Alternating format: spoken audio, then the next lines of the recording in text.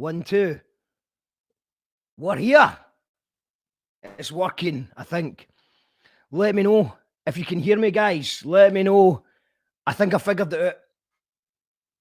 Can you hear me? Can you hear me? Hopefully you can hear me. This is You Call That Video, episode 1. In the background, I've got Captain Hotkives, who I'm just about to bring on.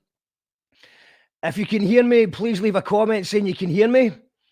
And if you want your name to appear on the screen, you need to go to, I think it's streamyard.com/Facebook if you're a Facebook user. So, like, for example, I can see Christina saying, yep, hello, Christina. I can see Tanya. Hello, Tanya. I can see Peter. Yes. Yes. I can see Nat. I can see Peter. I can see John the Hat. Brilliant. User is loud and clear. Aha. I don't know. I think there's a button you can press, but thank you to everyone. Let me know if you're watching it on YouTube, if you're watching it on Facebook, if you're watching it on Twitch. This is a very expensive experiment to see if this all works. But it's been a long time coming. We've been doing this podcast since June, and I was going to wait till this June to start You Call That Video. But since none of us can get out of the house, I thought I'd put my high vis on and my Super Furry Animals t-shirt and get a new guest on every night, 7 o'clock on the internet.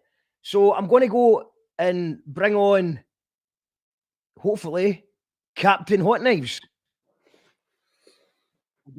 Hey up. Hello? Hey up. Hey up. Can you hear me, man? Yeah? I can hear you. Can you hear us? I can hear you perfect. Now it's just a matter of time whether can the people out there hear, can everyone hear Chris? Can everyone hear me? Thank you, by the way, Chris. You're the first ever guest. Quality. Am I sitting in the right place? Can you hear us on that? I can hear you fine, man. Oh, cool. That's good to see you. Do you know what? Whether or not we're doing a fucking podcast, because I haven't seen anyone for fucking weeks. Thank fuck. Well, see, Mark's come round my house. I've been here on my own with these two cunts. That cunt. And this little cunt, for fuck's sake. He's a scrounging badger in. Anyway, sorry. No, mate. It's just want to wash these mushies down. Really, you know when you eat dried up mushies, they're minging, aren't they? There's worse things out there. True, not having them. So I've been self-isolating since before it was cool, mate. I'm on day 14 tomorrow. Tomorrow would have been my day to get back out and amongst it. But apparently everyone's self-isolating now. So just stay in the house. Well, is that the advice? Everyone except the people who have to work, like the nurses and stuff, they can't hide. I've got a mate who's a nurse. A family live in Wales, and she's in Wales now, and she's got to go back to London tomorrow, and she's shitting herself because obviously it's fucking scary. The ones that are self-isolating are the lucky ones. Wow. Yeah, man, it's London especially is just a scary place in general. Without throwing in a mad virus in the mix. It could actually, before we forget, man, because I've not got any questions for you, but just one thing I did want you to talk about, so we don't forget. One thing I was wanting to talk about before we don't forget is, can you just tell everyone a little bit about your crisis fund for? Oh, yeah, that's a good idea. Yeah. All right, so about a week ago, I was sat at home because I've been self-isolating as well. Because my job is I work as a support worker with this lad, and he has quite delicate sort of health because he's got a heart condition, and my lungs are fucked as well because I've got chronic asthma. But when I was in my 20s, I got really poorly, and then a couple of years after being poorly for ages, I mean, I was down to 8 stone. It was fucking mental. And a year or two after it, this doctor, they did an x-ray, and the guy says to me, "Oh, you've got scar tissue in your lungs, mate." And I felt a bit embarrassed because I thought it's obviously because I smoke Hotknives as soon as I wake up every day. I thought I've scarred my lungs out with the fucking cannabis resin on the heated knives. And the guy goes, "No, you've had tuberculosis." So unbeknownst to me, I had TB. Not that I didn't know I was ill, but I think people thought it was eradicated, so they didn't even diagnose it. So yeah, my lungs are really fucked. So if I get corona, I'll be in trouble. And if I give it to Joe, the lad that I work for, then I won't be able to go to work. So what's happening is his family are self-isolating with him. I'm self-isolating on my own in the hope that I can still go around and work with him in a week or 3. So it's, yeah, I know what you mean. I've been on my own a while now. Oh, shite, I'm talking shit about that. No, the question was about the fund. Yes. Sorry, you'll have to bear with me rambling. I haven't seen anyone for ages. I feel like Robinson Crusoe, man. Like the guy, was it Tom Hanks talking to the basketball? Right, sorry for chatting about that. No, the fund, right, the idea I had there was it wasn't even going to be a fund or nothing like that. I was sat at home and one of the thoughts that went through my head was, because a lot of my mates play gigs for a living, or they work at the festivals, or they work behind bars. So when it became obvious that we should do something about the virus, because Ireland did it a lot sooner, and they've had much less deaths, man. And Irish government gave everybody fucking assurance that they'd still get some dough. You get €305 a week in Ireland if you're self-isolating. You don't have to have a test. If you stay out of the way, they'll give you 305. So Irish people care a bit more about each other, I think, as well, than England. I can't speak for Scotland, because Scotland's more, I don't know. Anyway, I can't speak for anybody, but one thing or another, I was thinking, Ireland's locked down. I thought England's going to be in a week or 2. I thought that's everybody's work gone. All my mates, they're all sound engineers, fucking drummers, trombone players. You know, you're not going to get a trombone playing job anytime soon, are you? No. So I'm thinking, shite, all my mates are going to die. And I was like, no, I can do without not seeing them for a couple of weeks if it means not giving them an illness. But for them all dying is a bit extreme. So I thought about individual people I knew, and I thought, oh man, I know this person's fucked, or for whatever reason. So I had 300 quid, which it was cool. I had it because I was saving it up. But then I thought, what am I saving for now exactly? Because I was going to save up for a guitar, and then I thought the world don't really need me to have another guitar right now. Because I'm not being funny, I'd not been a cunt, but I've got about 5 guitars in my house. So I thought, what am I doing buying a guitar? I thought, I've got 300 quid there. So I thought, and I asked a couple of people who I knew would be not getting any money. I said, look, can I just ping you some money? And no one wanted to take it off me, because they were like, no, you can't give me money. And I said, no, listen, would you take it if the government gave you it? As in, you know, if they did a sick pay, would you have it? And said, yeah, the government should give me a sick pay. So I'm like, well, all right then. Remember this, the government don't have money. They don't own money. Boris Johnson doesn't pay for anything out of his pocket. It's taxpayers' money. And the government should be there to just distribute that to where it needs to be. But they don't. They spend it on weapons or high-speed rail links to fucking Boris Johnson's coke dealer's house. You know what I mean? They don't fucking spend the money where it should go. And so I said to my mate, look, if you would take taxpayers' money in your hand, I don't pay any fucking tax on my gigs. Oh shit, I've said that on public shit. Anyway, it doesn't matter. It's too late now. The apocalypse is happening. I thought, I don't pay no tax. I'd rather give it to my friends so they didn't die.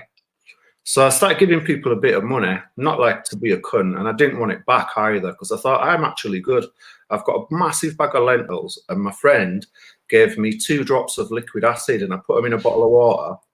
So if I get so ill that I'm going to die, I've got enough acid to go out tripping.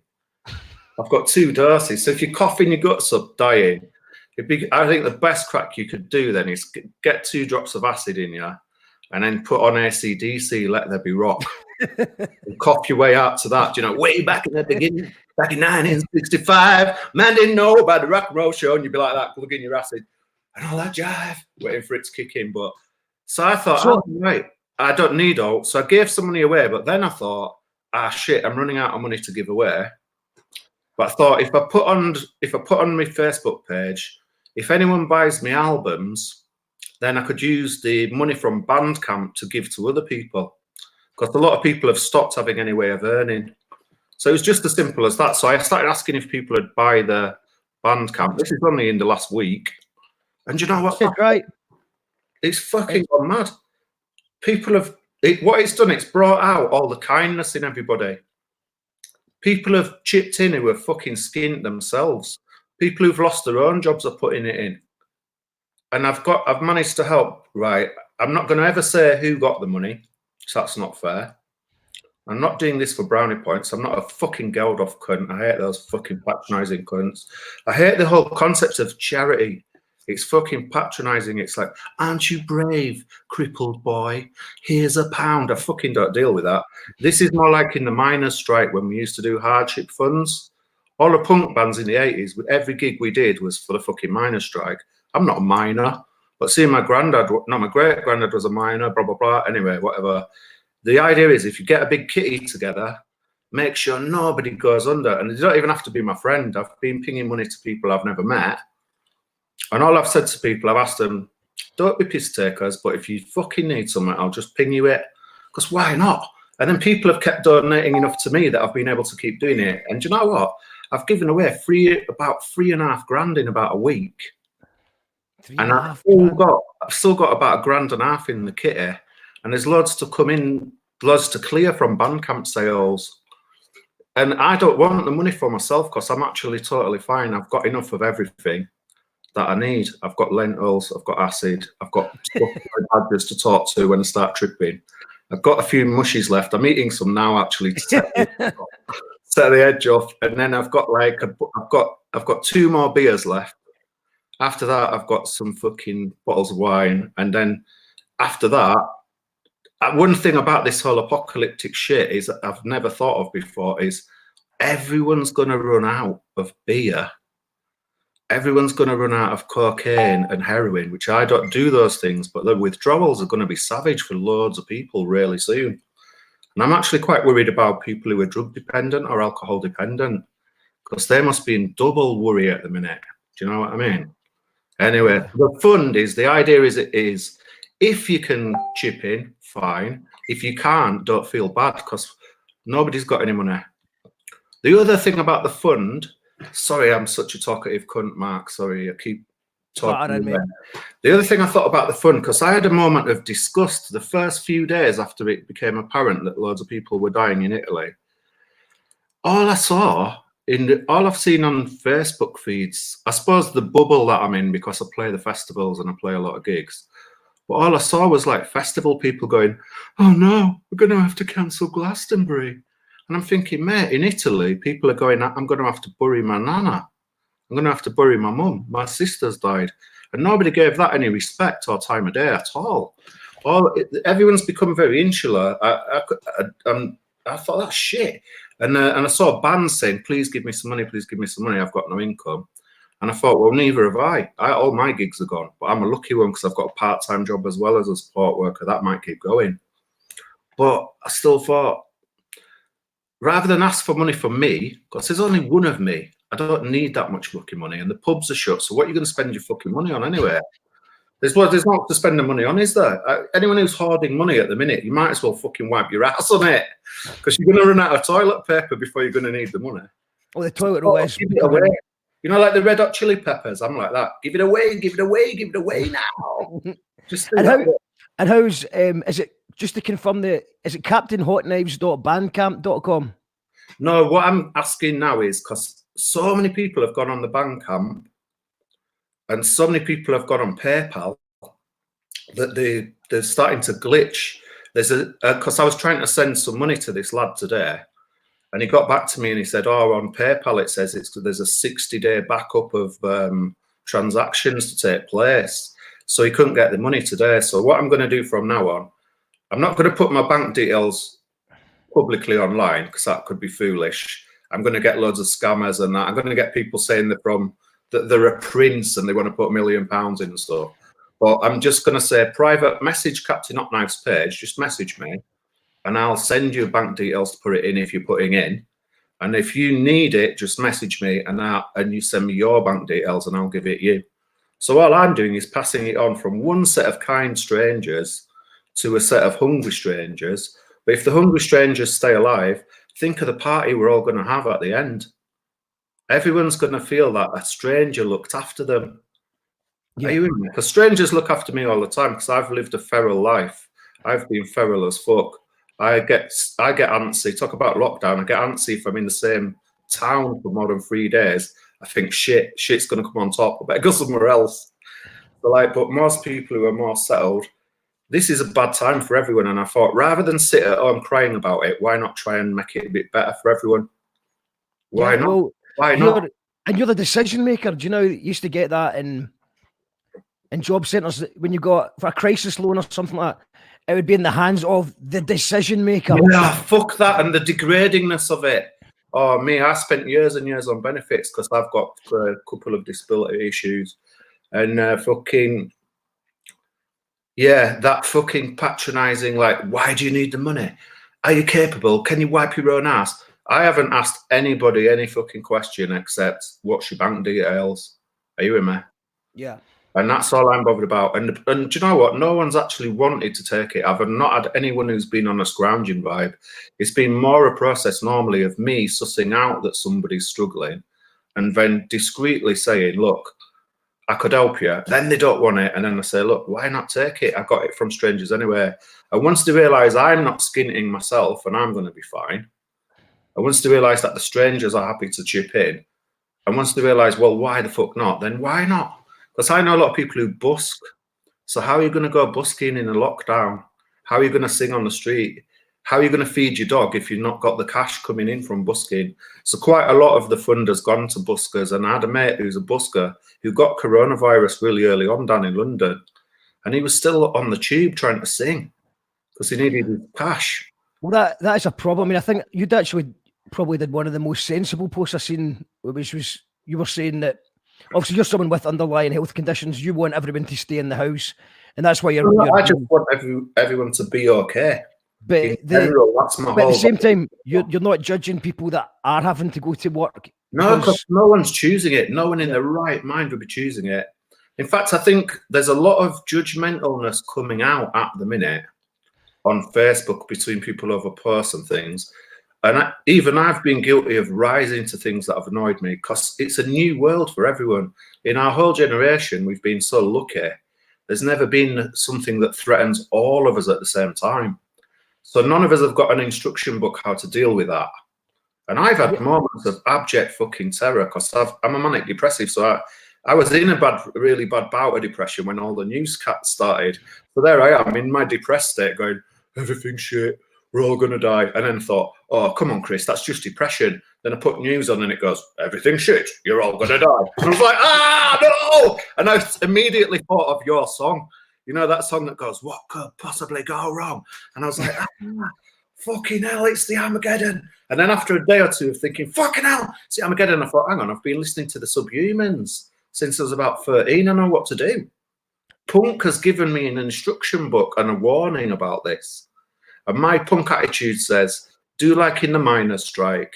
Look around at everyone and make sure that everyone gets a share and that they're all right. My friend, her dad was one of the top boys in one of the mining areas. And during the strike, they used to go and rustle cows. They used to go in a fucking transit van and nick cows to chop up and eat and feed all the kids because Mrs. Thatcher, the fucking cunt, was trying to fucking starve their kids. I think what this virus and crisis should make us all do is use this as a springboard to completely reject inequality and completely reject these Tory policies that are dividing everyone. Because all this nastiness that people are shouting at each other should be shouted at the 1% at the top who are hoarding. Because I don't care if Mr. fucking Smith's got 10 more bog rolls than me. It's irrelevant. The Queen, the fucking Queen, has got enough money, a tenth of her wealth. We could all have 6 months off work. That's going to be quilted toilet roll. She's going to have some very, very quilted toilet roll. She uses swan necks. Yeah, that's the heads off swans and somebody else wipes the bum for her.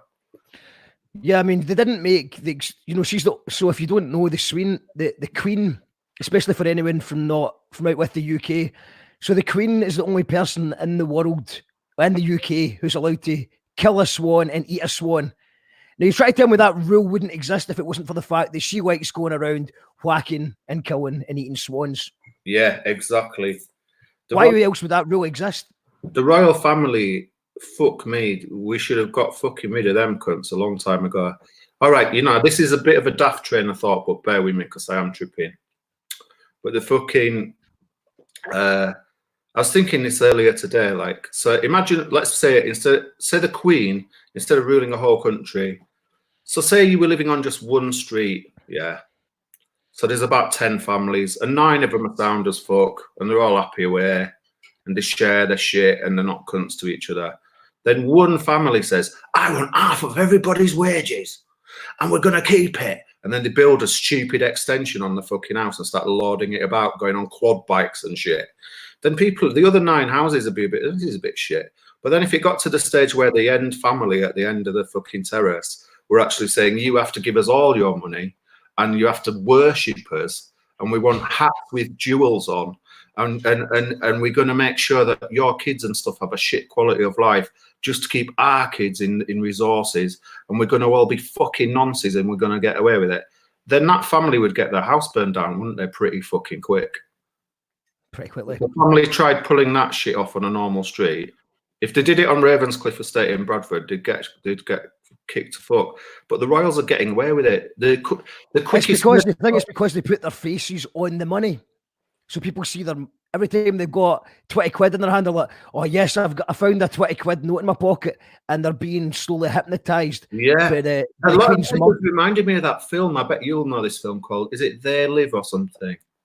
And there's a guy, and he puts on his sunglasses, and he sees the money, and it changes. I can't remember the name of the film. Anyway, sorry. But I tell you what's interesting at the moment is a lot of the things that are happening look like they're going to be bad. But as a collective of nice people coming together, because I've had people coming out of the woodwork to be kind, right? If it's okay to say this, because I don't want to break anyone's confidentiality of who the donors are, but people have donated into this fund, which you would think is just, they're thinking it's going to maybe a few buskers in the UK. But I've had donations from German people, from fucking Spanish people who are under lockdown themselves. They're still under lockdown there. I've had donations from them. Their situation is worse than ours, and they're putting money in so that some busker can have a fucking dog food. It's showing me that there's far more nice people than cunts who will do more for each other. So I'm intending to keep it going after this crisis. Because what is the use to me of selling my albums if all I do with it, and I'll be really honest here, when I get any money from a gig, I used to get money from a gig, I just used to buy everyone a drink at the bar with it, or get a massive carry out for the house party. And if I get more than the other band, I check in with the other band and give them a bit of what I got, because I have this really childish thing of things. I hate things being unfair. I'm a bit autistical, and I can't do with like inequalities. I'm a bit OCD. I think, oh, I've got a tenner and he's got, no, give him a fiver. I'm like that, mate. Do you think everyone's going to get a little bit more OCD and germophobic and stuff going forward, just because? I think in a way, but I think in a way, a little bit of that, and not in a fear sense, a little bit of hygiene would go a long way. I don't know going over the top, but simply like, because I have to watch out for getting illnesses every winter. It's nothing new to me. I've been on trains doing this. I put this on to show people. I do this on a train every winter, and people think I'm a Mexican bandit and I'm going to hijack the train. And obviously they're giving me dirty looks, and because I'm fairly large, and because I've got fucking Tourette's and I move weird, because I have unexpected involuntary movements, and fucking some of them look like I'm headbutting involuntary midget.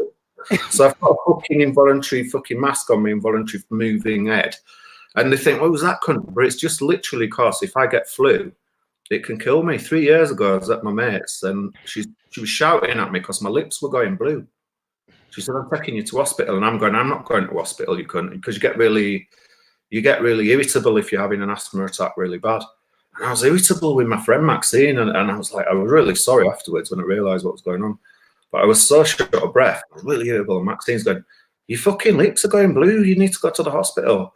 So I get that off normal flu. So now that there's a viral form of pneumonia that could kill normal people, it's gone like a disaster movie for me. I'm having to hide in the house. It's like a zombie movie. But I thought, rather than get depressed, do something to help everyone. Because if even one of my mates went under for the lack of some money on the lecky stick or some dog food or a bit of fucking potatoes, what kind of a cunt would that make me feel? I don't want to go to hundreds of funerals. A lot of my mates have already fucking died. I'm 50. Half of my mates have died because we've all had stupid, mad lifestyles. But like, I don't want to go to any more funerals for a few years. So I just thought I'd rather ping a bit of money about, and then it just seems a better way to do it. Just to go back down to that bit. So you could, if anyone buys your songs on Bandcamp, you put it back into the fund. But because there's a problem with it, you don't want to give your bank details online. So do people just message you on the Facebook page? You know, if you go onto Captain Hotkives Facebook page, there's the option to send a message to me. Just send me the message, and if you're a donor, I'll tell you the bank account to put it in. Yeah. And if you want to receive some money for whatever reason, and I tell you what's been another pattern, I've not had one single person really get in touch in any sense, scrounging, begging. I've had people get in touch on behalf of the mates. Like, I'm not mentioning any fucking names, but like earlier today, got a message from somebody saying, "Oh, I know this lass. All the bar work's cancelled because the pubs are all on lockdown." So people like that, it's hand-to-mouth workers who work cash in hand, especially who fall between the gaps. I want to help them. But this guy says, "Oh, this girl's run out of money and I'm really worried about her. What about the fund?" And I said, that is exactly what the fund is for. So I sent the money straight to this lass. I've never met her. I don't want fucking brownie points for it. I don't give a fuck even if I do ever meet her, or as long as she fucking lives until next week. Why not? What's the point of letting any cunt die when I could give him 100 quid? It's fucking ridiculous. And people are giving me the money to do it. So it ain't even coming out of my pocket. It's just like, what this is like is cosmically is like passing a joint, but without the germs. Because it's just virtual. I'm doing it all on internet banking. I haven't been. It must be pretty tough to get twos of a cigarette these days. I don't know if you call it twos down. Where does it used to? We call it twos up. At school, it was like twos up, and then it'd be threes up, fours up. But do you know what, Mark, as well? LDs, did you get LDs? Yeah. Last drags. Yeah. But see, the fucking... I actually think, for me, for a few years, I've been... It dawned on me, because I smoke a lot of cannabis. I always have done. I've done it since I was a kid, but it got me off a lot of other worse shit, to be fair. And it helps a lot with my tics. If I smoke enough, I don't tic as much. So do you know what I mean? But now I've realised the trick is to eat it. And that works better for longer off of a less amount. But anyway, whatever. But like what I found is I got sick of passing the pipe. Not because I was tight about the draw. I'd give anyone a lump of draw and say, skin up yourself, man. But because people had put a guy at a festival was smoking my pipe all day. And then his girlfriend came up to me and for some weird reason says, "Oh, we've got herpes." And I thought, well, that's a weird thing to say. And I thought she was just some weird joke. You know what I mean? I said, "Why are you saying that, love?" And I went back and found the guy around the fireplace and he had all these cold sores, but I hadn't noticed because he had a big beard. He was like a biker sort of looking dude. And I actually thought, well, that means I could get cold sores. And I know they're not the end of the world and not life-threatening, but still, it showed me, but still it showed me a lack of respect on the part of the guy sharing the pipe. Because if somebody said to me, "Chris, can I have a bit of your dope?" I'd be like, "Yeah, bite him a chunk off, there you go, mate." But if they want to share spit with me, it never dawned on me until that horrible incident that somebody might share spit with you and give you an illness. So I think in the future, people will end up rolling their own little joint, but all still sitting in the same room and having the crack. Yeah. If that makes sense, rather than slobbering. I know when I used to live in Scotland, I lived in Scotland in the late 80s, early 90s, and people used to pass the joint, and if it was soggy, they'd go, "You've given it a coo's ass." A coo's ass, yeah, coo's ass. Do you still say that? I don't know, that's old. Everyone still says it. Everyone still says it. A coo's ass. And I thought, actually, if this crisis stops everybody sharing, like in Ireland, you wouldn't think about it, but now with this crisis, everyone will pass the bottle of Buckfast, won't they? Well, I don't know that. I don't think you'll be able to stop the communal bucky. I think that's maybe... The good thing is, bucky probably kills any viruses that you might have, to be fair. I reckon if you can stomach a bottle of bucky and live... Buckfast tonic wine kills at least 60%. I once had a bottle of Buckfast during a gig at Eden Festival. And after the gig, I had a seizure in the little side bit. And then because I'd had the seizure, I had no memory of the gig. And I had to find a promoter, Janie, and say, "Janie, did I play?" I thought I'd lunched the gig out and I hadn't played. And I said, did I play? Did I play?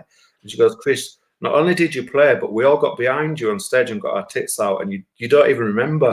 And I was like, fuck.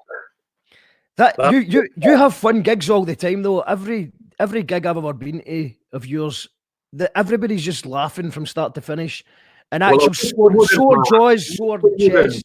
I really wish they wouldn't laugh at my gigs, because I'm doing deep and meaningful poetry, and the commoners and the scoundrels and vagabonds laugh at it, and I hate it. I wish they would leave if they're going to laugh. No joke. It's fucking ass. I'm a really, really lucky bastard, because I didn't start doing this till my mid-30s, and it's given me. Were you in bands before you went solo? I think you mentioned that. Yeah, I was in bands from being about 15. So I started being in bands in 1985, and none of them got big, but like they were all good fun. Like, but anyone who's in a band will tell you. You get any stuff online if your old stuff? Not massively, because a lot of it was pre-internet era. Yeah. If that makes sense. So there's not massively. I was in a band in Scotland in about 1989 till about 1992. And we had a couple of genres, which the singer was amazing. She's from Renfrew. You know Renfrew, I guess. Oh, we know Renfrew, yeah. Yeah, so the singer and the guitar player were from Renfrew. And they were fucking genius musicians. She was such a good singer. And we did this style that we called techno skiffle, which was, what it basically was, it was the very early days of techno, wasn't it? Like about 89. And it was the early days of pills, because it was the first time I'd really seen pills, and they were dead expensive. They were like 15 quid if you were selling them to punters. But we used to take them to our gigs and sell them.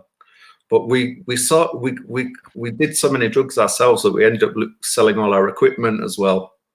Because, you know, E's are the worst drug to be the dealer of, because you get a massive bag laid on, don't you? You think, oh, I've got £1 million here. You go to a rave, you have one yourself, and then 20 minutes later, you're going up to people and putting them in their mouths, going, "Oh, don't worry, man, pay me on Tuesday." And then you've got a massive debt to your dealer, so you end up taking your fucking guitar to cash converters. So we ended up with no instruments except for a drum machine, a T-chest bass, which was what I played, and an acoustic guitar. We all wore cowboy hats, and we did techno skiffle. So we just put a techno beat on and did a really fast country song over the top of it. Oh, sorry. It was good fun remembering that, actually. I forgot about that. We gave away more pills than soft mick, though. We were always in debt for doing it as well, staff cunts that we were. Anyway, sorry, yeah. This is good. I'm so glad to actually see your face, man. Well, it's great to see you as well, man. I thought I was used to isolation, but it's been really quite unpleasant. But I've kept busy to not go under. Well, that's what I was just thinking. The same as like, what can I actually do? What can I do to stop the boredom? And I thought I've been wanting to do this podcast as a video thing since, but I wasn't ready. I didn't think I was going to be able to do it till June. I was going to plan doing it properly, but luckily, Morphamish, he saved the day and sorted me out with a microphone that's just made everything easier. And then I splashed out on this software. So right now, Chris, we're streaming from. Am I the first person on it? You're the first person, man. This is the first ever. Right honour. Because you do a lot of mad shit. I remember first meeting you. I've got the flyer in my jacket. Look, right. The first time I ever met Mark, everybody, I got asked by a really wicked guy. I can't see it, man. Right. Oh yeah. I got asked by this lad, James Sweeney. Yeah, Jamesy boy. I love James, man. He's a fucking diamond. So his mate had passed away. This is another example of pre-crisis kindness. Because in Glasgow, kindness seems to be standard anyway, whatever's going on. But this guy, right, this poor fella, his mate had passed away. They're having a wake, and they got in touch with me and said, "We'll pay you to come and play." And they did. And they didn't make no money for themselves. They just did it for the crack. And that's when I met you, because I saw your set. And I've probably done your head in every time I've seen you since, because I always quote this when I'm pissed. But the first time I saw you and you said, "A Musselburgh accent." It's a muscle relaxant. I thought that's fucking genius, and it's stuck in my head ever since. So to see you today is making me really happy. Yeah, Thanks for doing this. Even if no cunt has watched it, I'm enjoying this. No, I think we've got people, man. We've got people I don't on mind if we have or YouTube, not. Facebook, Twitch. We've got some comments coming in as well, man. If you want, fuck. Yep. So we've got so Tam Johnston says he wants to hear some techno skiffle now. Oh, okay.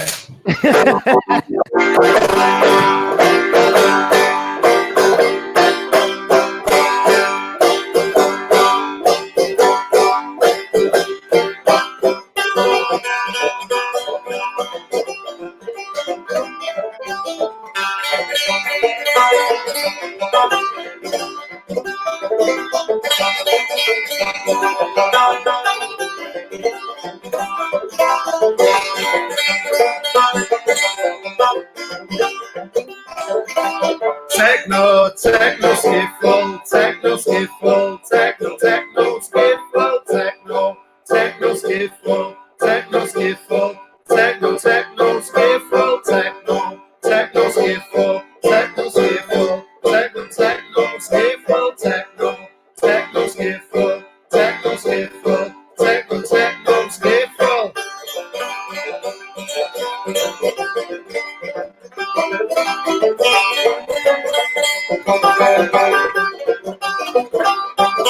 Fucked up. Sorry, there's a bit of techno skiffle. Mark's gone. Shit, as zombies eat a Mark. I'm worried about everyone all the time at the minute because of the apocalypse. That was techno skiffle, Tom, if you heard it. Where's Mark gone? Shit. It's a bit spooky. Fuck it. I'm just going to cuddle my badger till Mark comes back. Mark! Maybe he needed a piss. It's grand. He's probably having a piss. I'll get the bandage back out if you want, Mark. I'm back. Oh, thank fuck. I thought the monsters had eaten you then. Don't be calling me like that. Fuck me. Mid-podcast. Fuck. No, it's good. Don't stop the techno skiffle. Don't talk. Do you know what? My fingers went wrong anyway because my fingers were tripping more than my brain, I think. I was hoping that you would play a couple of tunes, but I didn't. I'm up for that. Do you know what? I would if we're doing requests, I would like to hear Posh Munters and Ket. Oh yeah, I'll do that for you. Yeah, I'll just get the guitar. Cool, no worries. So, to everyone's tuned in, if you're enjoying the show, you can support the podcast at patreon.com/you call that radio. Hang on, Mark. Captain Hotkives live in session. For the sake of professionalism, I'm going to try and tune it up. That's all right. Well, I'll read out some comments while we're doing that. While I get sorted. So Kelly says, "There's no limit." Hey! Techno skiffle, Captain Hotkives, absolute legend. Someone said Mark's fucked off. His podcast is running itself. What else is that? Brilliant. I fucking love this man from Tam Johnston. Right, I'm good. I'm in tune. Okay, you ready? Which one did you want, Mark? Posh Munters and Ket. All right, yeah. You played that at Kilburn Garden Party. You headlined Mechanics Upstage.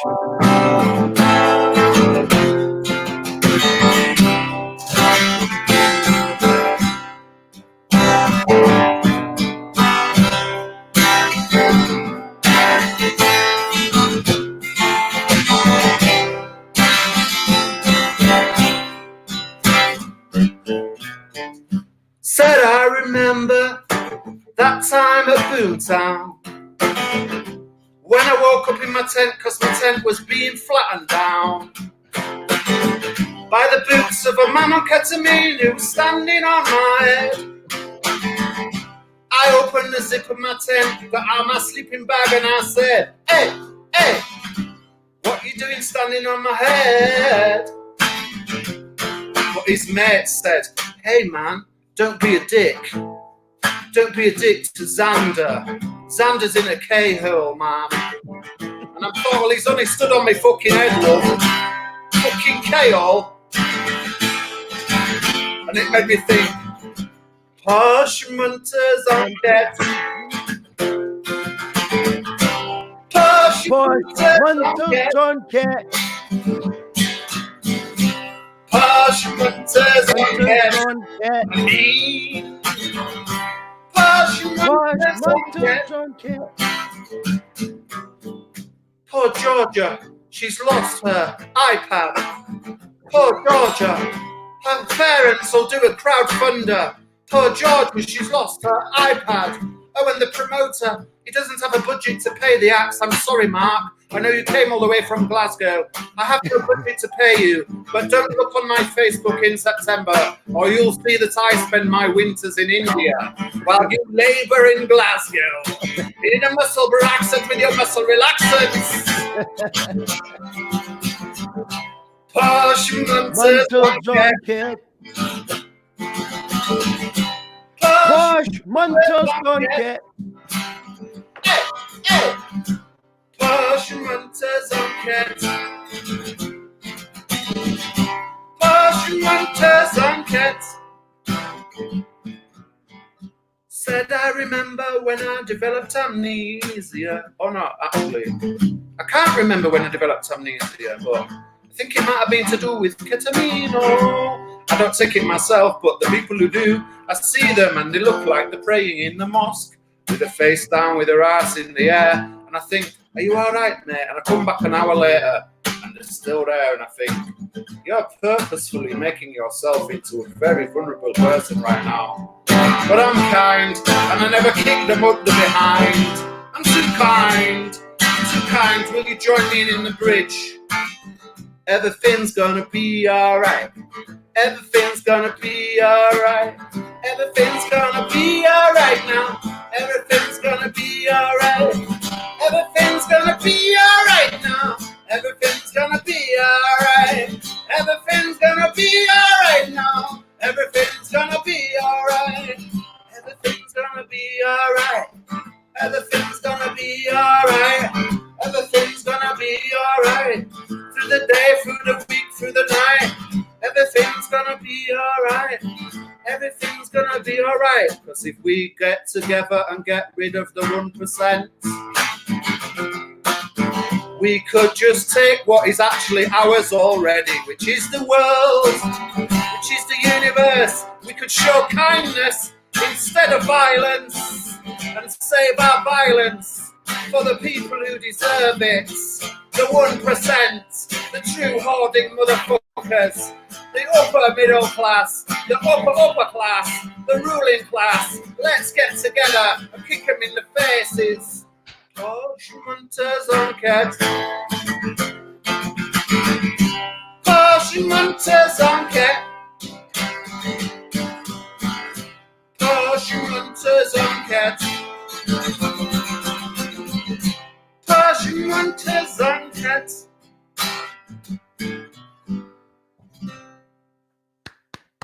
Excellent, man. Brilliant. We were right. It was good crack doing it here. The badges. This badger saying you didn't enjoy it. Hang on. There's always a critic, isn't there? There was somebody, there was lots of critics for me because I was singing along. Apparently, I was ruining the sound because there's a slight lag and delay. So if I sing along, then flash up. It's all right. I mimed for most of it.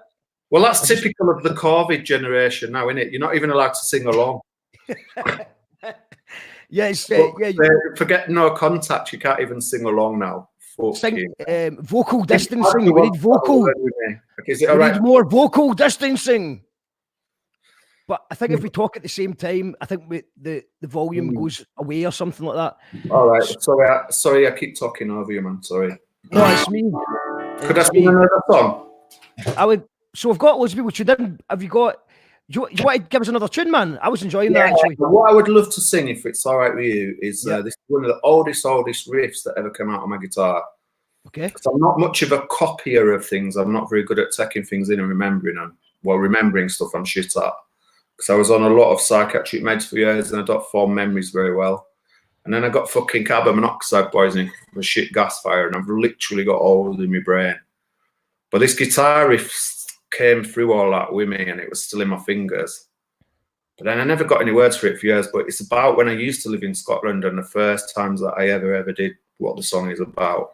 So I'll sing it for the Scottish people, and I love you up there.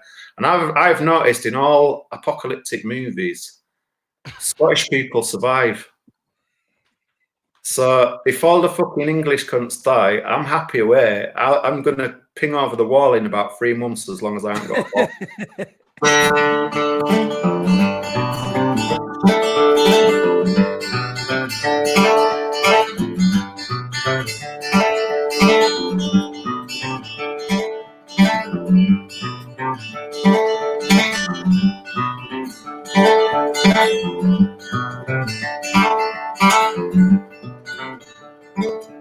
In the fields of Scotland,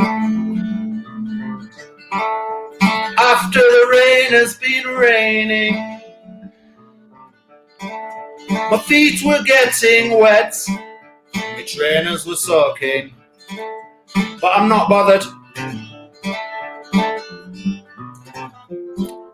See me out in the fields, looking on the ground, with me little plastic bag, see what I've found. Mushrooms, little nipple-shaped mushrooms, nature's sacred antidepressant mushrooms, Scottish mushrooms.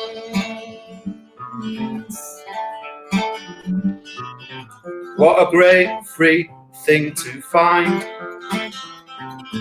What an unusual thing to do to me mind. Take them back to me house, spread the newspaper out, put them out to dry, make myself a pot of tea, and I don't need no milk and sugar for that particular brew. All I need is boiling water and mushrooms. Mushrooms, feel my legs are going along, feel my hands are going strange. Everything is rearranged, everything is rearranged. Now I'm back out in the fields, laughing at the trees. The grass is really loud. I can't tell whether or not I need a piss, or have I already pissed myself? And it starts to chew away at my head. Have I pissed myself or not? Have I pissed myself? Have I pissed myself? Or have I pissed myself? Have I pissed myself? I can't tell. There's no point asking Leon. Leon's a better burglar than he is a fucking help in these moments, is our Leon. So it's me and Leon, and I'm saying, Leon, have I pissed myself? And he's just laughing at me. And I thought, I'll ask somebody who isn't Leon. And in the distance, I saw a farmer. I said, hey, mate, could you just touch the front of my pants? Could you just touch the front of my pants and tell me whether or not they're wet? I'm tripping too hard to tell whether they're wet or dry or blue or brown or corduroy. Please, I don't mean to annoy. Could you just touch my pants, touch my pants, touch my pants? Tell me whether or not they're wet. Don't be a bastard. And the farmer said, get off my land. And I was like, mate, I'm not after your land. Just lend me a hand. Said, mate, I'm not after your land. I've tried once to carry a 25-kilogram bag of fucking peat, and it was really heavy. I wouldn't be able to steal your land. Where would I take it, you idiot? And anyway, worms jizz on your land when you're not looking. And he still told me to get off his land, and I was like, mate, for fuck's sake, just touch me pants. And he told me once again to get off his land, and it made me think about land ownership. And I thought, how come you own this land then, smart cunt? Get wide with me, you fucking old cunt. And he goes, well, my grandfather fought for this land. So I said, all right, give me an idea. I said, bring your fucking granddad out here then. I wish I'd never said that. Granddad was massive, really good at fighting. I shouldn't have fucking said, oh. Granddad tried punching me, punching really hard in my face, punching as hard as only a Scottish person could punch a Yorkshireman, which is pretty fucking hard. But I was so tripping that I laughed, and the more I laughed, the more he punched me.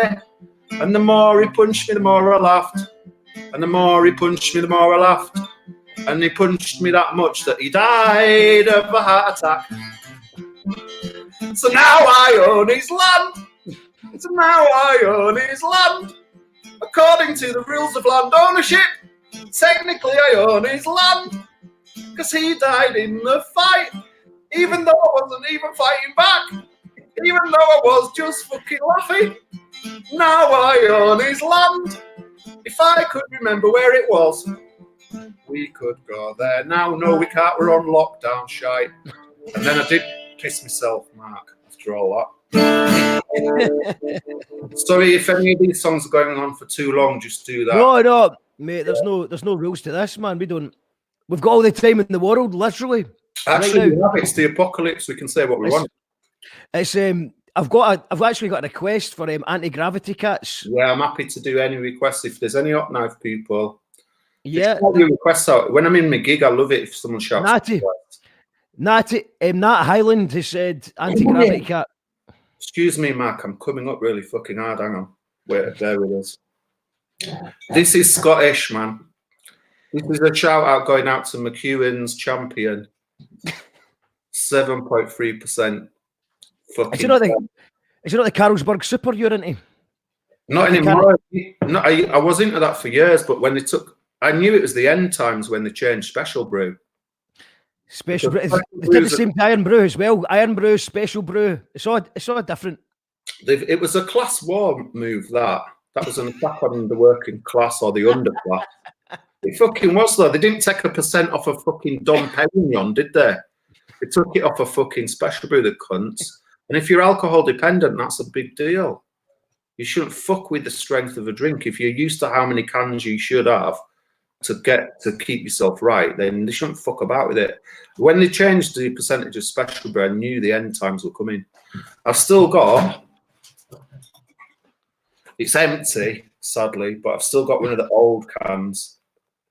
Because that used to be a cuddle in a can, that. If you have to sleep outside or in a van or in a doorway or something, 9% cuddle in a can makes you feel better. Now it's like a tease in a tin.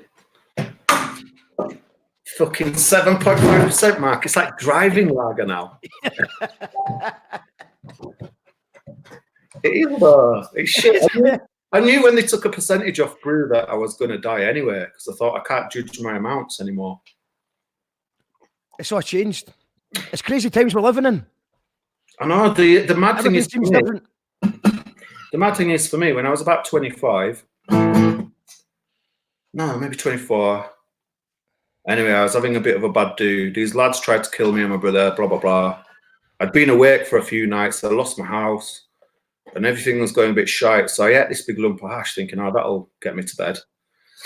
It's a silly cunt. And then looking back, I think I had a seizure, but what was happening in my head, because I'd been like sleep deprived and I was very frightened as well, so I had loads of adrenaline in my head. And I'd had a seizure in my girlfriend's bed, not knowing what a seizure was, because it was the first one I'd ever had. And in my tripping sort of state, I went downstairs naked, covered in piss, and I'm saying to our James, Seamus, listen to me, man. And he's like, what are you doing with no clothes on, you cunt? And I'm like, Seamus, listen, I've died.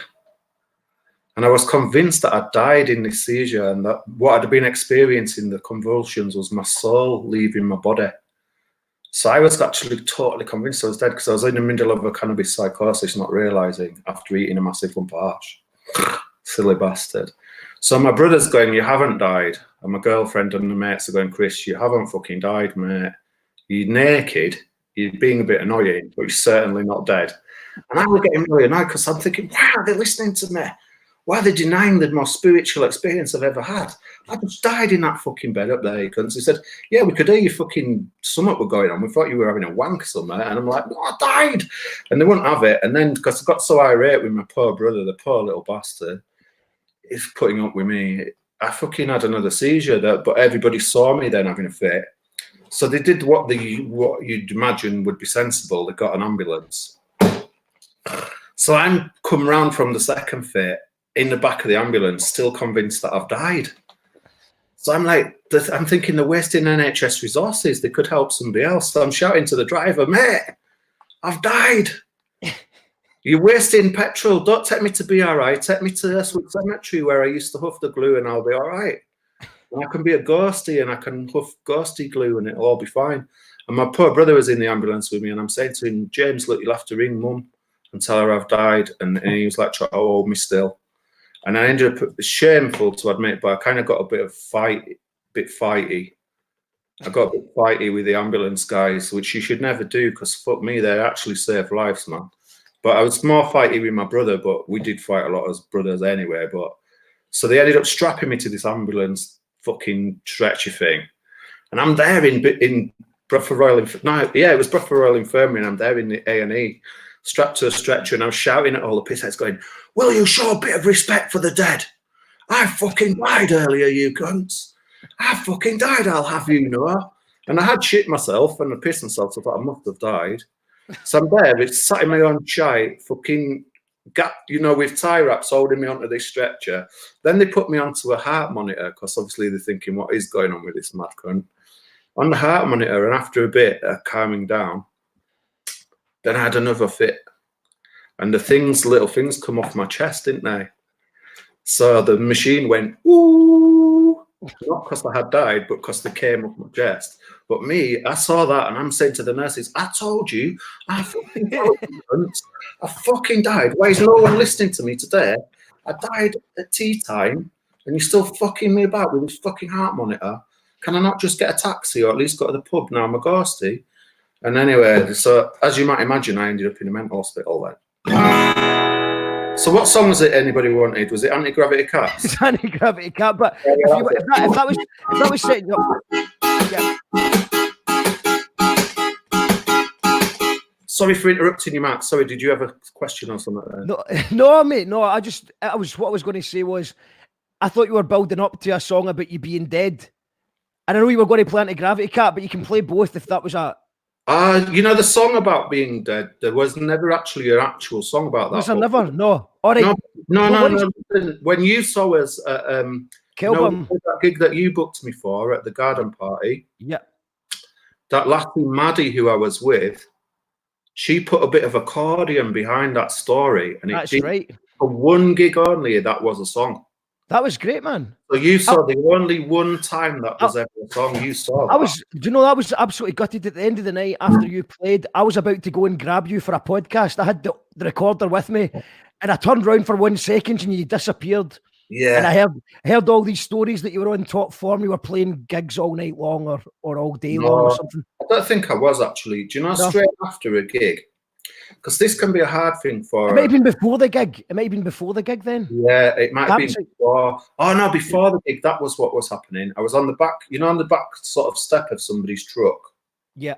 And I was telling these other Glasgow lads about the whole thing of thinking I was dead and telling the ambulance guys that I was dead. And quite spontaneously, Maddie was just playing this little riff behind it. And it was a bit like the Doors. It was a bit like that... show me the way to the next whiskey bar, that kind of umpa sort of feeling. Yeah. And because she put a bit of a rhythm to it, naturally, the story sounded like a song. But it turned into a mad song, and I ended up with loads and loads of Glaswegian pissed people, happy away, all shouting, you were dead. And the response was, you're not dead, I am dead. You're not dead, I am dead.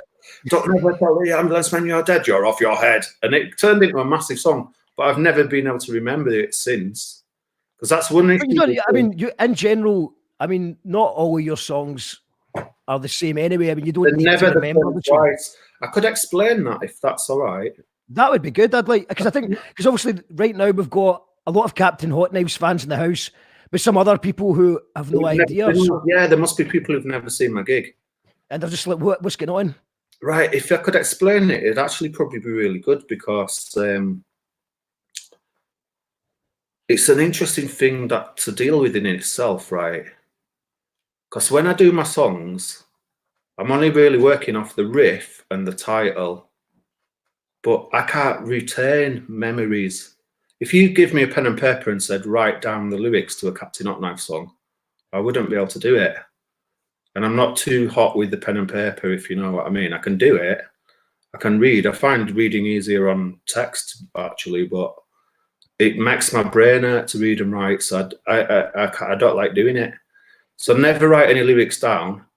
And when I go to sing the song again, it'll have a different version because I'm neurologically, I'm not capable of doing anything consistently. So I actually got a Tourette's diagnosis as well.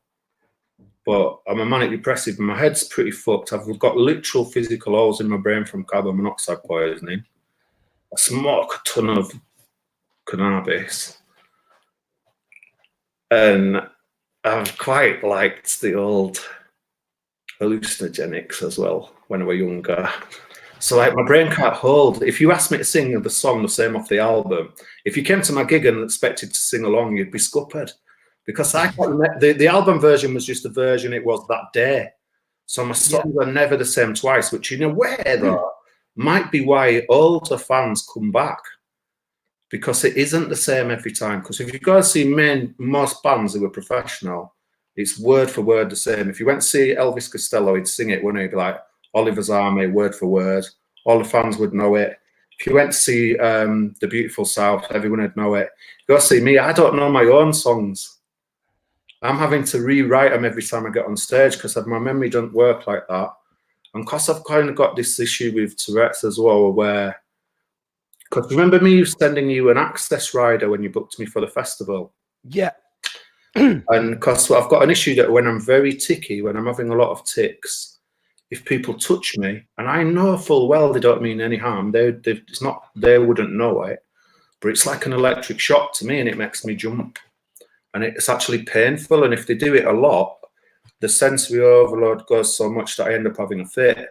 So I get quite stressy. And it's worse just before a gig for me because that's the peak of the adrenaline. So if you had have caught me after a gig or before it, the last thing I would have probably wanted to do myself, not to be rude to you, but I wouldn't have wanted to do a podcast.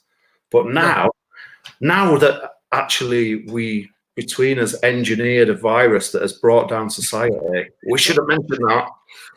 Yeah, and I don't mean any disrespect to the dead and the dying. I'm just being a cunt to make myself laugh. But now all those rules are gone. We've got time to say stuff. Because I wish my fans would understand, because they think I'm being a cunt. They come up to me and they grab me, and then because I'm twitching, they grab me and try and hold me still. And it really hurts. It's like it's unbelievably uncomfortable. It's like, oh, electric shocks, it's an overload. And if they give me 5 minutes to be quiet, I'd be fine. But the more they do it, and the more people go, are you all right? You're all right. Why are you doing that? Why are you twitching? Like neurotypical people never get asked why they're doing stuff. I never go up to some neurotypical cunt in Woolworths and go, yeah, mate, why are you not ticking? Is it because you're not stressed, or is it because you're stressed? Are you in a good mood or a bad mood? Why are you not ticking? But the minute I start ticking, everyone feels like they've got a fucking right to ask me why. Why not leave me the fuck alone, you cunts, is what I would feel like saying. But then if you say that, you end up with British Transport Police grabbing you. I was on the way to the gig with Chaz and Dave once. Oh, God rest his soul, Chaz Hodges, man. I did a few gigs with Chaz and Dave over the years.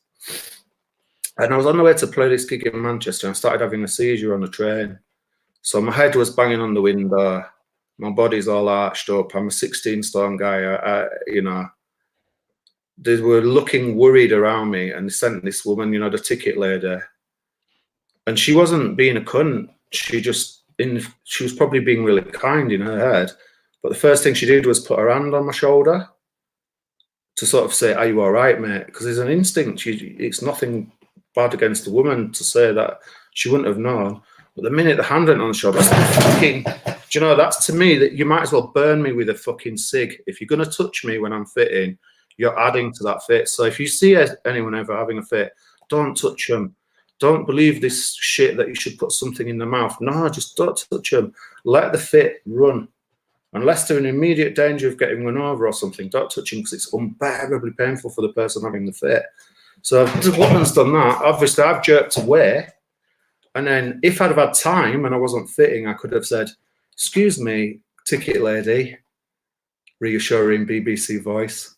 Excuse me, ticket lady, I'm experiencing a seizure and your hand on my shoulder is an unwelcome addition of more stimulation at a point which my brain is already overloaded.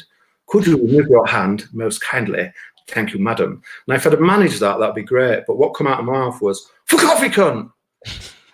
So I saw the face on her go from concern, is this guy going to die on my train, to British Transport Police. He's called me a cunt. He said cunt. He might be having a fit, but he said fucking cunt. So at Manchester Station, I get fucking frog marched. They grab me by my arms, which is unbearably fucking painful when you're fitting. They grab me by my arms and my shoulders and frog march me off and question me, why am I fitting? What other disorder would you question somebody while they're having it? Would you go up to somebody who's having a heart attack and going, why are you having an heart attack on the train?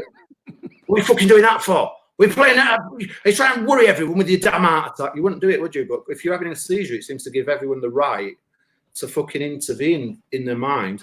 If you see someone having a seizure, especially me, fucking leave me alone. The less stimulus you put to me, the quicker I'll come round. But obviously you can't explain that.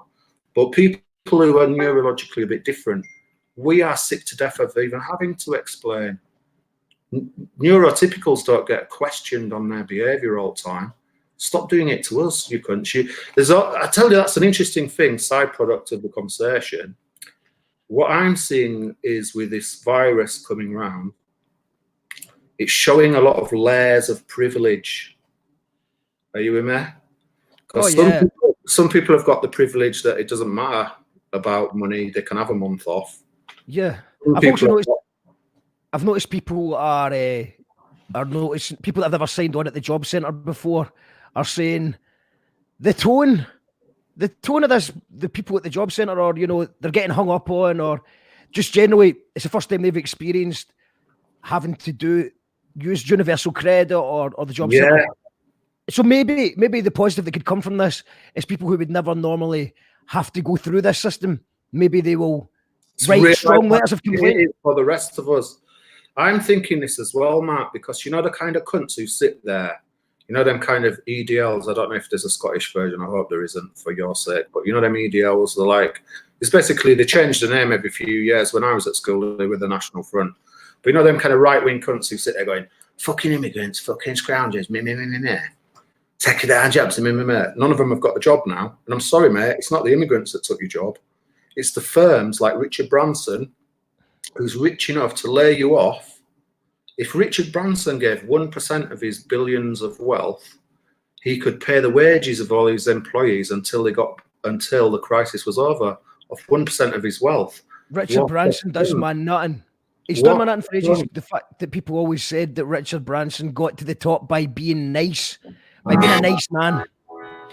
And by the way, right, I forgot, we're going to do anti-gravity cats, but what I just want to say to the listeners out there is, if anyone's got any questions for Chris, leave them in the comments and I'll ask them after anti-gravity cats. I'll answer if I can. I'll just, with me as well, that's another side product of whatever, because I hate labelling myself or anyone else.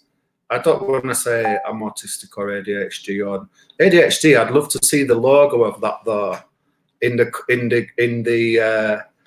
fucking typeface like AC/DC.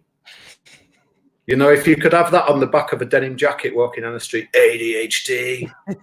I'll be fucking, I might even try and make a spontaneous song out of that.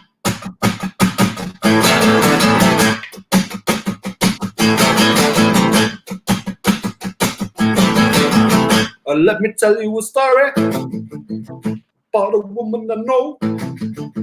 She ain't exactly pretty, but her mind is not very slow. She's got high-functioning Asperger's. Her son's got ADHD. And when she puts the kettle on, she makes a cup of tea. She's a whole lot of ADHD. ADHD, a whole lot of ADHD.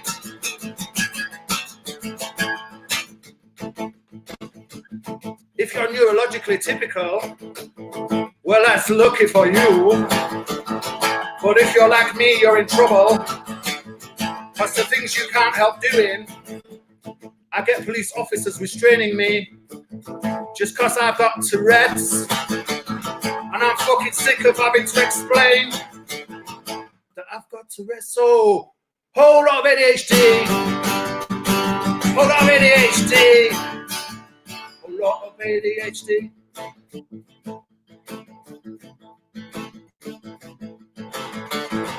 Angus, Angus.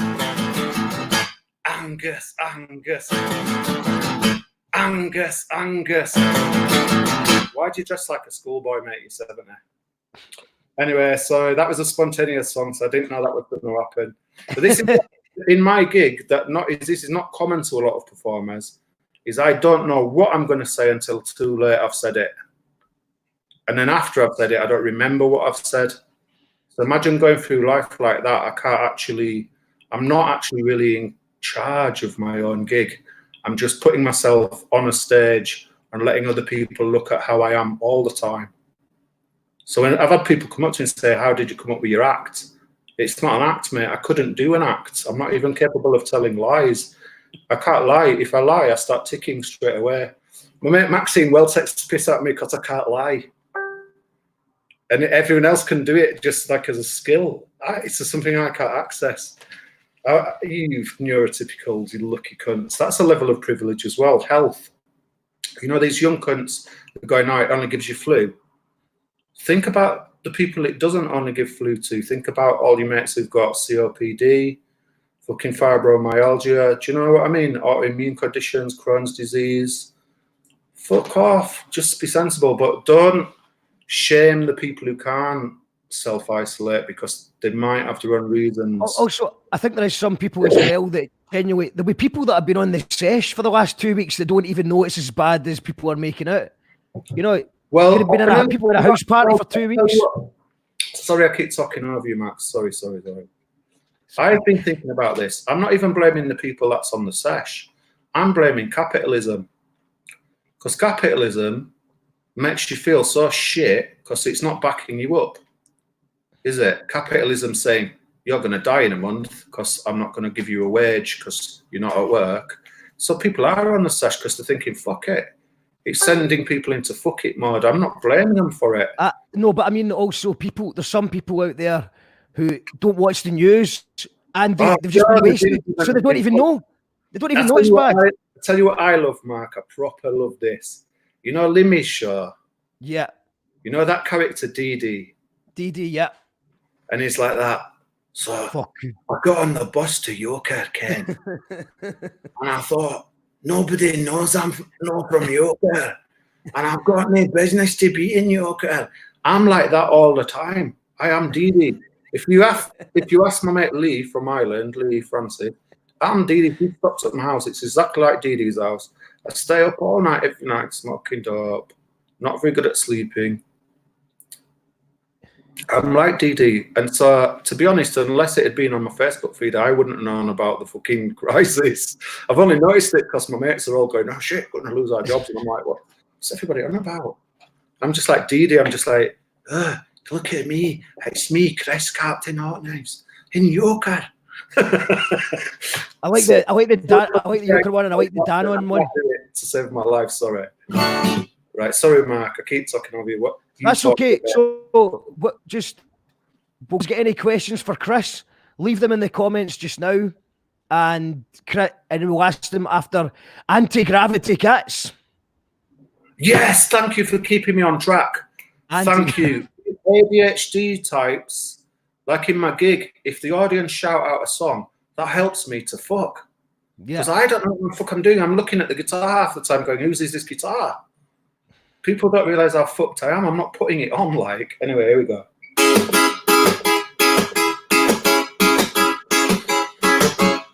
If you have a piece of toast, it fell to the ground.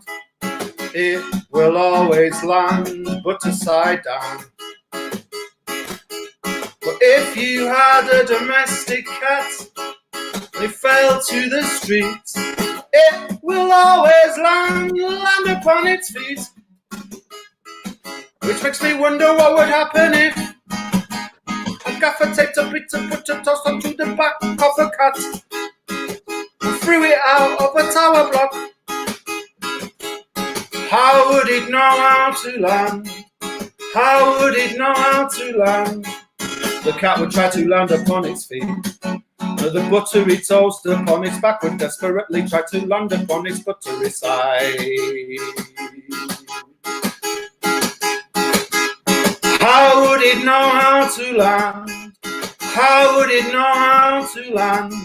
The cat would try to land upon its feet, but the buttery toast upon its back would desperately try to land upon its buttery side. So maybe it would spin forever. Maybe it would spin forever. Going full Shirley Bassey this time. Maybe it would spin forever. Approximately 18 inches above the ground. That's where it would be found. Anti-gravity cats. Cats with toast on their backs. Anti-gravity cats. Cats with toast on their backs. It wouldn't work with Labradors, fat bastards. They'd eat each other's toast. They'd lick each other's assholes. But you could use the cheapest cats. You could use the scabbiest cats. You could use the cheapest cats. You could use the cheapest cats. But it wouldn't work with Marjorie. Do you know why? And I can't even ask for sing-alongs anymore. I can't even ask for sing-alongs because of the virus. Because Marjorie is the devil's spunk.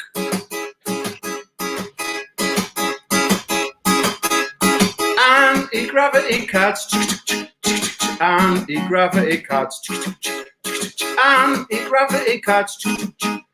Cats with toast on their backs. If you had enough cats with toast on their backs, thrown out of blocks of flats, you could create a feline turbine. A feline turbine. If you had enough cats with toast on their backs, thrown out of blocks of flats, you could create a feline turbine. A feline turbine.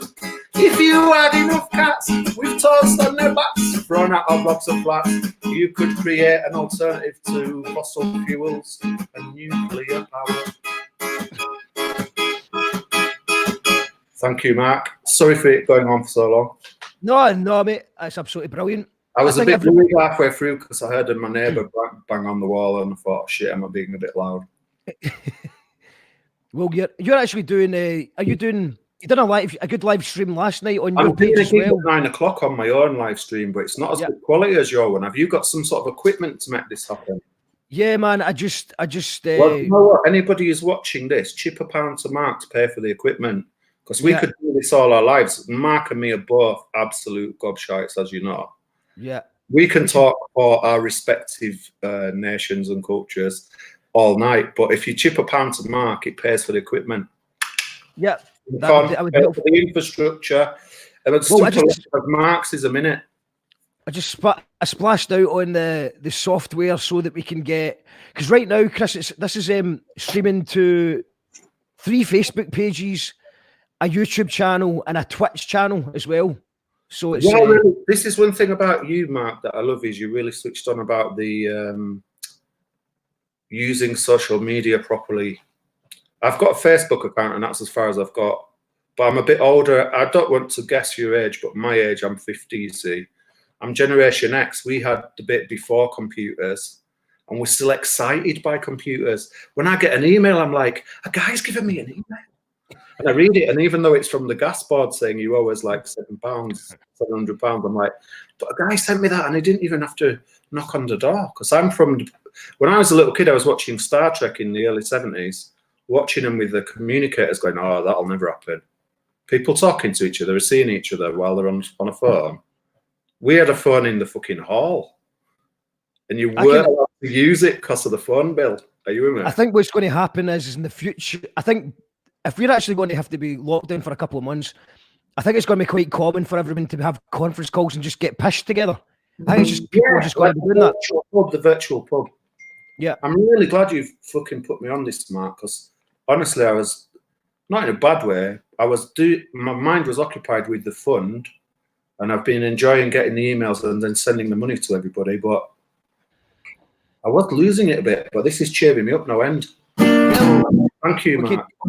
Well, I've got a couple of questions for you, Chris, from the listeners. What's the question? So, Kelly wants to know, what is your inspirations to write? Again, Kelly, I would say it's more involuntary than that. When the song is ready, it jumps out of my gob. If I try to write a song, it's contrived and shit, and I wouldn't even play it again. But if I ignore that I haven't got any songs, one will just fall out of my mouth. If you ask anyone who's been stuck in a van with me, any of the bands that have had to go on tour with me, my gob never stops. I've only got two modes. I'm a manic depressive. I'm either 100 miles an hour stories and songs, which I cannot stop, or I'm at home silent going, I've got another question. And now we are all going to die. Weirdly, I'm quite cheerful. In a way, Mark, this is the thing that's dropped onto me. For a lot of me and fellow, for people who are not neurotypical, seeing all you neurotypicals, I'm not putting you in this category, and I'm not dissing anyone either, because I don't believe in humour that punches down, because I'm usually on the end of that sort of humour. I believe in humour that just punches across for a general laugh. A joke is only a joke if both people laugh. So never be a cunt to anyone in a joke is my thing. I don't like comedians who pick on audience members. So I took my mate once, and we were both really depressed. So I took my mate to see a comedian. We were in the front row. And the first thing the comedian did was pick on us. And he goes, look at these two. They look a right fucking pair of caring the communities. And we are. And we were like, we paid money to see this guy, and he's fucking calling us cunts. And I ended up having a go at the comedian because he was making my mate so sad. And I'm like, nah. So I don't believe in mean comedy. I try not to do it myself. The only person I'm qualified to be mean to is myself, because then you know that you are taking it as a joke, but you don't know anybody's boundaries. So it's best not to be mean in general, I reckon. Sorry, I'm a hippie bastard, Mark. No What's worries. the question? So long-winded answer to Kelly, but what I really meant was, Kelly, I can't write a song on purpose to save my life. They're quite involuntary, but if I get a good one, I try and remember it or record it and then do it again. Right, sorry, crap answer. A question from Cross is, has Captain Hotkives ever looked at someone jogging past and wondered if the jogger is jogging on the spot and making the world spin round? Yeah, I've done a lot worse than that. I was watching, once I was in Edinburgh years ago, and it was mushy season, right? And I'd been picking mushies in the fields up near Stirling and Bridge of Allen. And I had this fucking, and in the old days, there was fuckloads of mushies. This is another reason. The only reason I'm interested in environmental protection is because if we don't protect the environment, there's no mushies for me. I'm just a selfish cunt. I'm not caring about the world one iota. I'm just like, please, can we not have climate change? Because I like mushies a lot. But this one year, I took a handful of mushies, and you know that bit in Edinburgh near the Castley bit? And there's like these green grassy bits where everyone sits in the summer. What would you call them? The pastures or something? Or the greens or the walks? I don't know. Just below Edinburgh Castle anyway. Yeah, I know what you mean. The garden, the something gardens. Yeah, so I'm lying on this bit of grass, but see, I was coming up so hard on the mushies that I'd eaten that it looked to me like I was lying on a really like vertical slope, and that I was going to fall off it, and I ended up hanging on to the ground like, fuck, I'm going to fall down. I'm on a vertical slope. And I looked next to me, and my guitar wasn't even moving because it wasn't on a slope. And when I sat up, I was on a flat bit of grass. And I was like that, I'm fucked. I went up the Royal Mile, and I was so fucked, I couldn't take it in. Because the combination of neurological issues and massive amounts of psychedelic drugs, I just sat in this doorway on the Royal Mile, just like going, wow, look at everyone. This is amazing. Can I touch your face? I was like in that sort of a state. And then these two girls walked past, and as luck would have it, they were from Bradford, and they knew me. And they fucking knew me, and they're going, Chris, what are you doing? You look really off your head. You sat in a doorway, mate. What are you doing? And I'm like, I love you. what are you doing? Why are you in Edinburgh? And they'd gone up to that festival shit. I wasn't there for that. I didn't even know it was on. And they took me to their flat and basically looked after me until I came down off the mushies. And then I can't thank them enough. Otherwise, I'd still be on that doorstep now in the Royal Mile going, oh, look at everyone's face. I tell you what as well, Mark, I've never ever liked being interviewed, and I've never really done any interviews because my brain's too ADHD to do it. But you're really respectful of that, even not that you let me go off on a tangent when I need to. And I love that. Thank you, Mark. In fact, I'd only ever do an interview for you, basically. So exclusive. you are now my interviewer exclusive for the rest of my life. Gordon, who else do I know who I actually give a fuck about talking to? You know, proper interviewers from the telly, they can fuck off. They're working for the government anyway, the cunts. They've got more fucking money than sense, and they're not giving any to my fund. And also, we've got the good questions. Like Cross has had a follow-up question with: ever done a big jaggy jobby the day after doing mushrooms? Ever done a what? Sorry. A big jaggy jobby the day after doing mushrooms. Oh no, the shites you do after mushies are bad. I don't know if it's the mushies themselves or what you get up to while you're tripping, but the shites the day after are like, they are like the COVID fucking 19. You'll have to tell your mates, like, don't go in the fucking toilet, man, for a week. If you, I don't know what it is about mushies. Tell you who does the worst farts. It was the Meadows, by the way. The Meadows, that word we were trying to remember. Oh, the Meadows, where I was when I thought it went vertical, and it was just because I was tripping. Yeah, I knew it was in Edinburgh anyway. I did my best. All right, Mark. So what's the next question? The next question is, so it's people talking about DD. Nat says, thank you for playing the anti-gravity cat song. Yeah. Dan says he loves Chaz and Dave. He met them once, lovely blokes. Can you play any Chaz and Dave?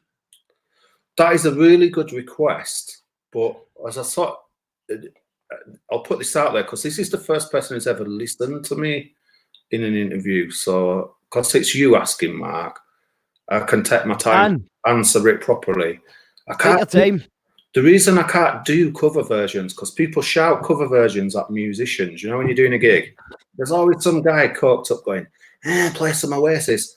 Wonderwall. It's not that I don't even want to play for the guy. I'd like to play him anything he wants. My mission on stage is that everybody has a good time. It's not moodiness that I can't play a cover. I neurologically am incapable of sticking to my own lyrics. I can't learn someone else's. I'll give you an example. You pick any famous tune, and I'll, off the top of my head, I'll tick you a famous tune, my version. All right. Her eyes, they shone like hedgehogs. Her elbows were made out of speed. Her ass had its own Wi-Fi passcode. It was all uppercase. WW X Q. You see what I mean? I can't do cover versions. I'd love to do it. I can do parodies where I've changed the words. You have. I'm trying to remember the parody. I've got Ice Camp Manana is one of them. You also did one. Did you do Prince? No, not Prince. I did one of Joy Division called Slugs. Go for that. Shout me another question, Mark. Sorry, I got off topic. Let's go. This is the problem of ADHD people. We can't. Hold on, we've got breaking news. Apparently. Right, has everybody died? We've been doing this. No, I think we're going to lockdown. According to Christina, it's lockdown.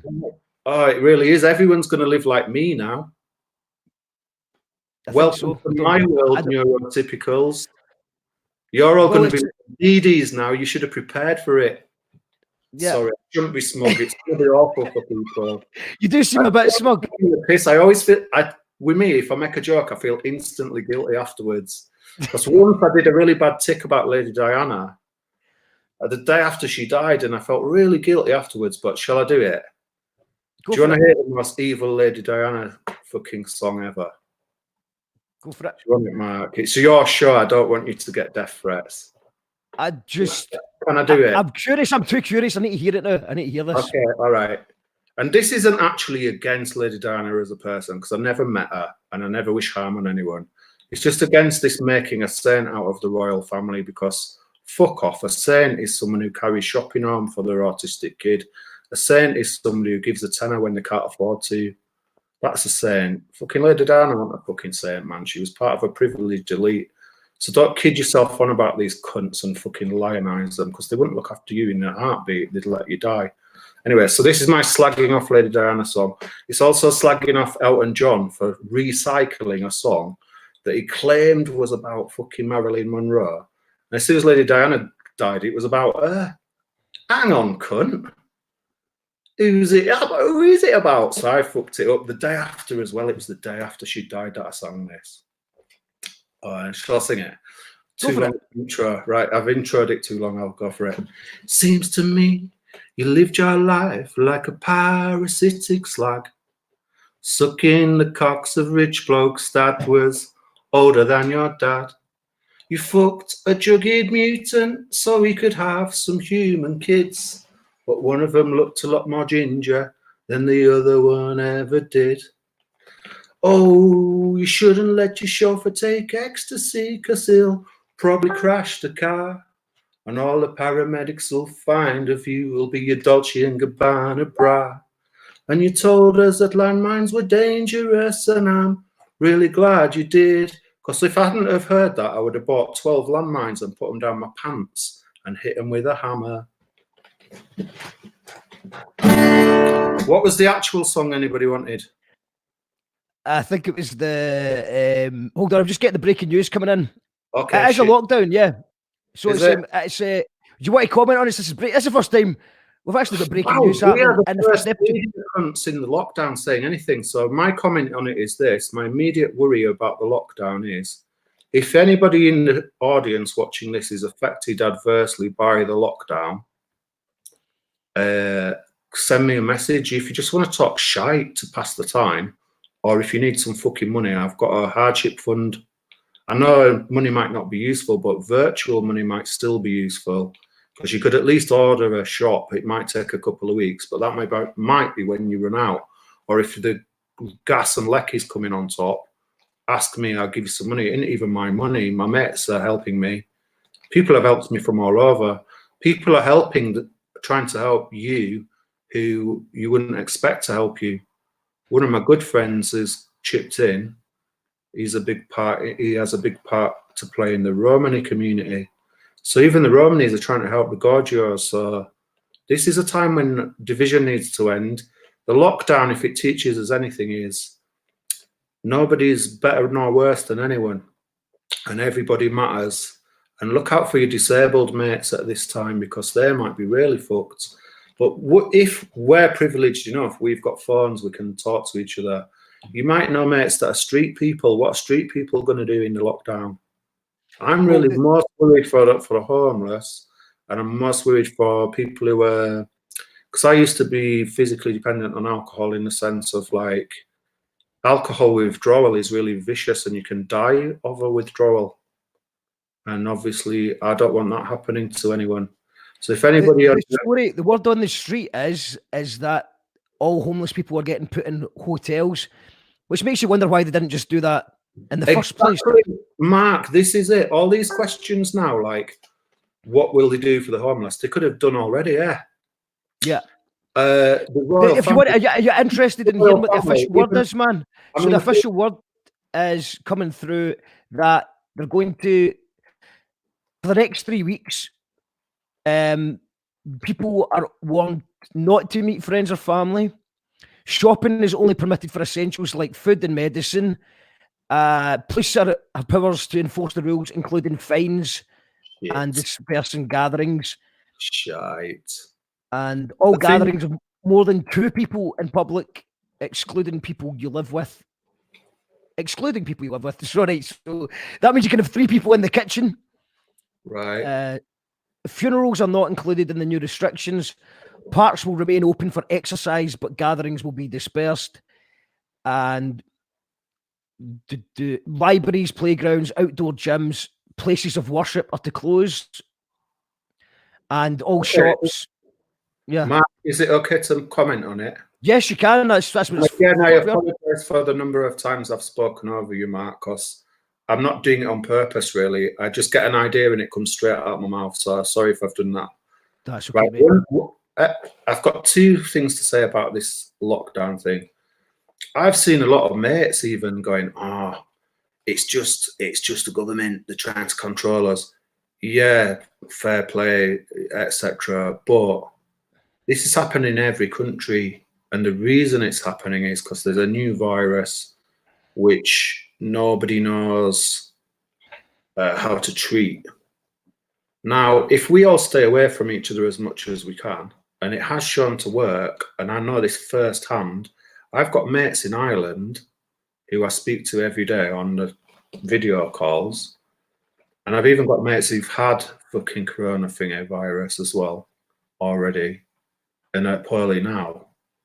But in Ireland, they did a lockdown 2 weeks ago, and it's helped.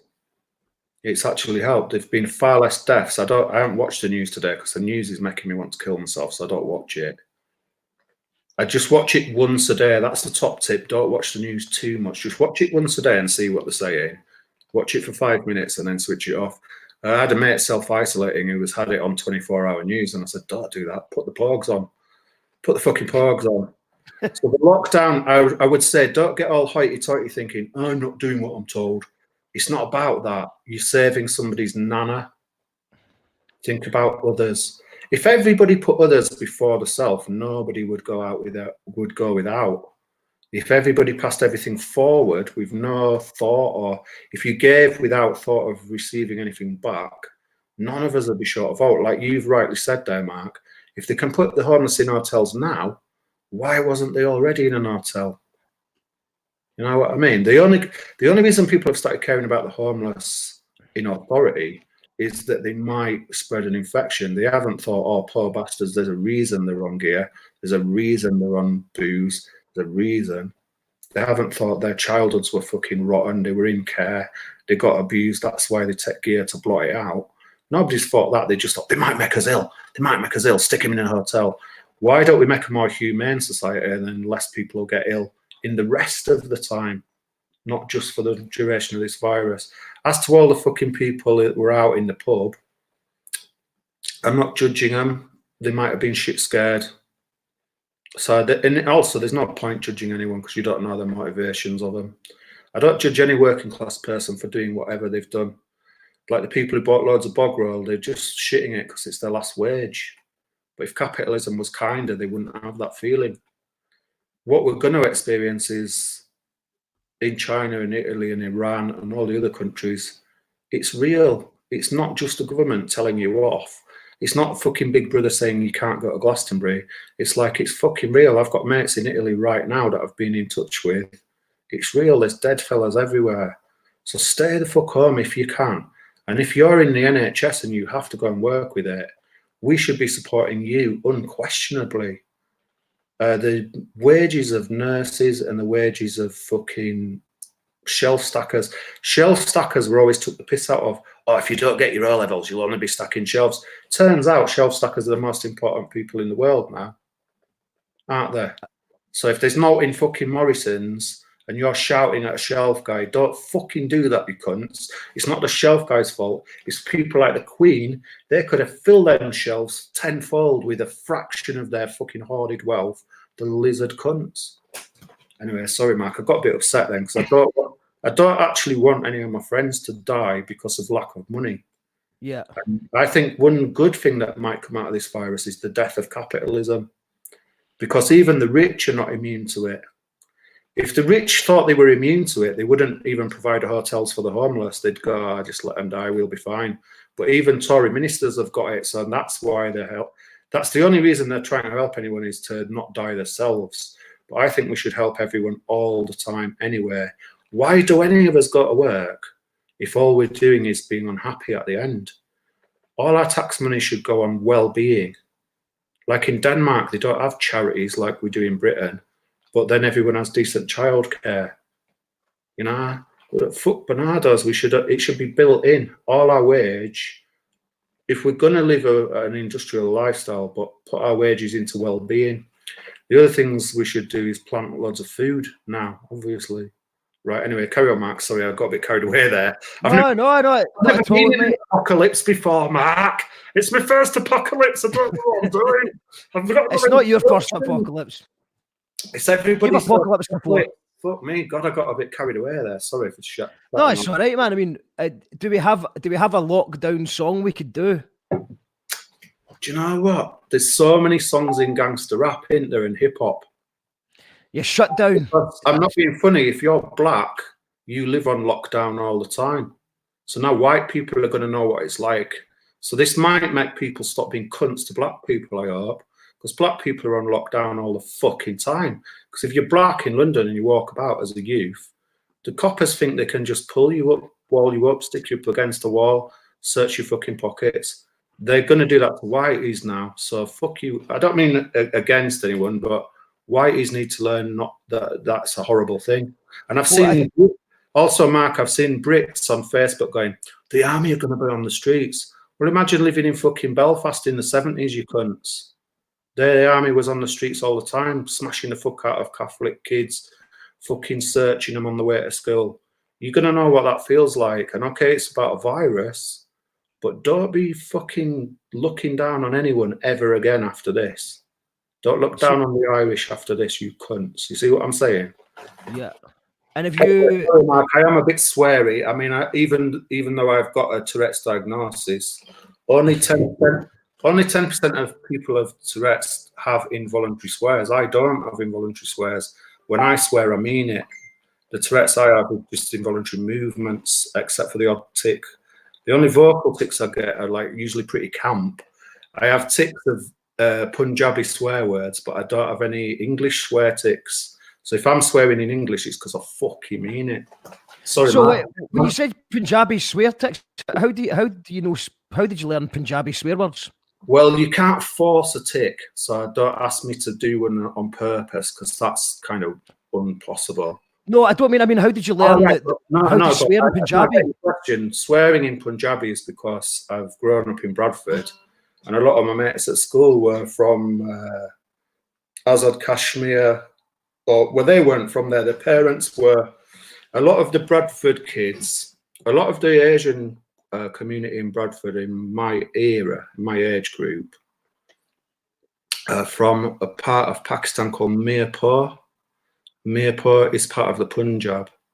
Pakistan only existed since 1948, which was because of the British Empire dividing India and causing partition. That was a deal done by Mountbatten, among others. And they were all cunts, believe me. Mountbatten was a child abusing cunt. That's why the IRA blew him up. So anyway, back to how do I know Punjabi swears? I don't know enough Punjabi. I wish I could speak it properly.